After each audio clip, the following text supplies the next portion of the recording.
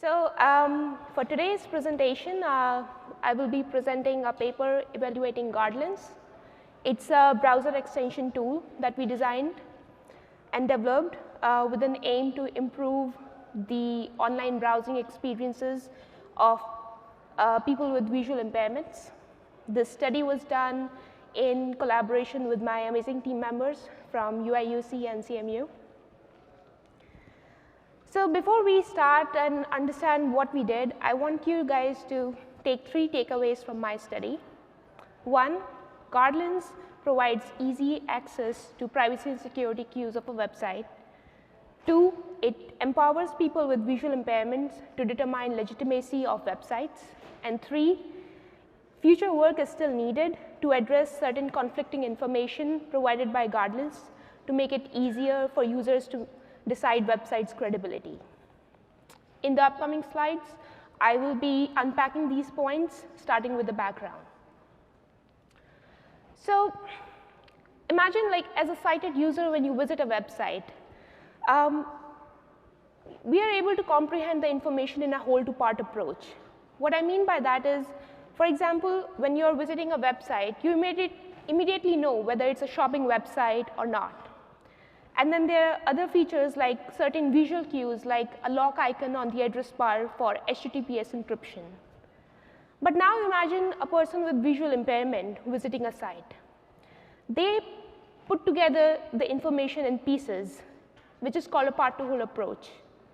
So they comprehend this information using their screen readers that helps them to explore the text on the web page to find the relevant information and make sense of the website.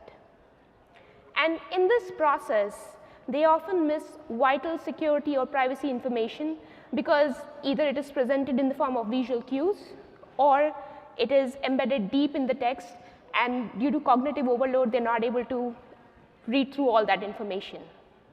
So what happens because of that is it makes PVIs more vulnerable to phishing threats, other forms of online frauds, and other online privacy and security risks. I would also like to highlight here, before moving forward with how GuardLens can help, is what we mean by PVI. I assume like a lot of people in this community already know, but just want to highlight that PVIs range from people with low vision to people who are totally blind. So that's a spectrum we are talking about. So to mitigate the problems that I highlighted earlier, we developed GuardLens, which is a browser extension tool with 2 design goals. 1, to provide PVIs with quick access to the privacy and security information in one place. So as you see on the screen, there's information about website's domain name, whether it has HTTPS encryption or not, what is the domain age of the website, and other information. The second goal is to equip PVIs with information needed to protect them against privacy and security risks, such as phishing attacks, using this information. So this is brief workflow of how GuardLens works.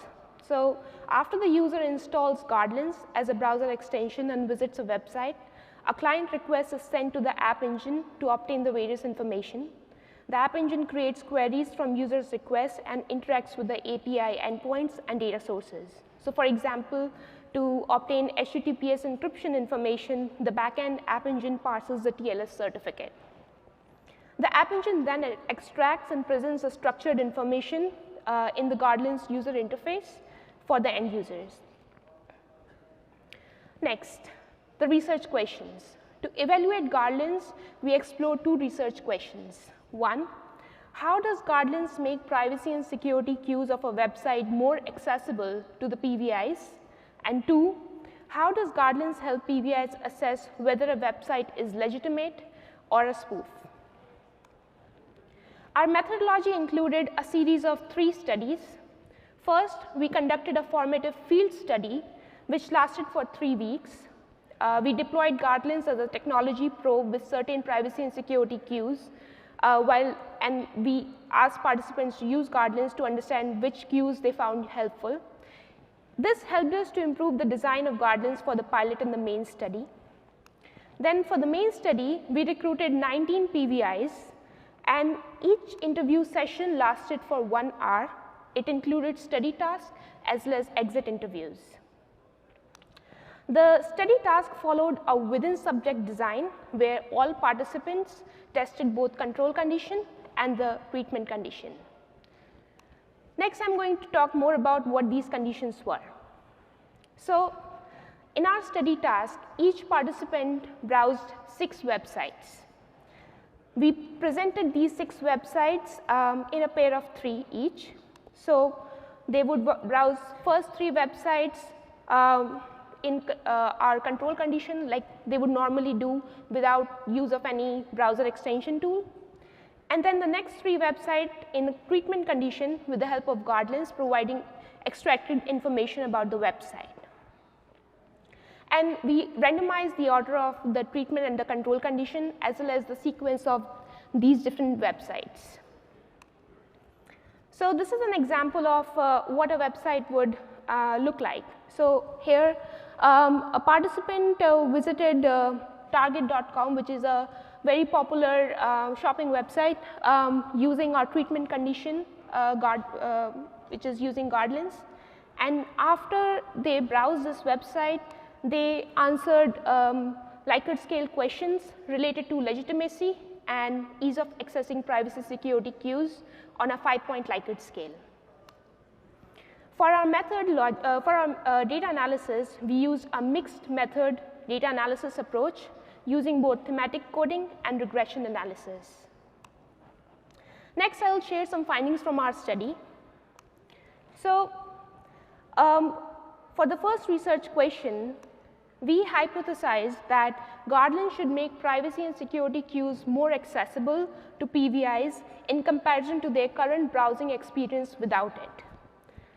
And our results confirm this hypothesis. We found that for all 3 types of websites, participants found it easier to access privacy and security cues using GuardLens, which is highlighted in blue in the graph, in comparison to browsing sites without GuardLens, which is highlighted in orange.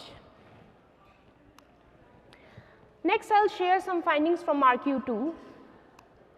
So for RQ2, we again hypothesized that GuardLens would help PVIs assess website legitimacy more easily in comparison to their current browsing experience. And our results confirm this hypothesis, but partially. And this is interesting because now I'll unpack why this happened. But before doing that, I would also like to clarify what we mean by legitimate here. So by legitimate, we mean the site is not a phishing or a scam site. Let's dive in the spoof sites. So for the spoof sites, we hypothesized that PVIs would rate legitimacy of spoof sites lower with GuardLens than without it, and our results confirm this hypothesis. So 55% of participants, for example, failed to identify spoof sites without using GuardLens, but 72% were actually able to identify spoof sites using GuardLens. And in general, as you see in the graph, they gave a lower legitimacy rating to the spoof sites using GuardLens. And then I would also like to highlight what one of the participants mentioned. So participant P4 highlighted that the domain age information from GuardLens was particularly helpful for her to spot the spoof Amazon site. Next, for the popular sites, we hypothesized that PVIs would rate legitimacy of popular sites higher with GuardLens than without it. And our results confirm this hypothesis too. So without GuardLens, 90% of the websites were rated as legitimate by our participants, but with GuardLens, all of them rated popular sites as legitimate. Participant 2 in particular highlighted that the information such as HTTPS encryption as well as the domain age of the website helped her to assess the website's legitimacy. Lastly, the most interesting case is unpopular sites. So for the unpopular sites, we hypothesized that the PVIs would rate the legitimacy of unpopular sites higher with GuardLens than without it. But our results suggest opposite. Less people rated unpopular sites as legitimate using GuardLens. For example, for an audiobook site which was not harmful, GuardLens warned P1 that it lacked HTTPS encryption and it was less than 2 years old. But it also mentioned that the site appears in top 5 Google search results and it is generally safe. These different cues confuse the participant. So from this finding, we can conclude that GuardLens might lead users to think a legitimate website is illegitimate, but it also highlights certain privacy and security risks that users should anyway pay attention to. Coming to the design implications for the browsers as well as the security tools similar to GuardLens, we suggest adding accessibility score using factors like heading structure of the website, whether it has alt image text or not, compatibility with screen readers. Second, distinguishing between different threats and adding a risk level to those threats to overcome the confusing, conflicting information from security tools. And third, to add a domain age information of website, which would be helpful to the participants, both sighted and blind users. So that was the end of my talk. Thank you so much for listening. Open to questions now.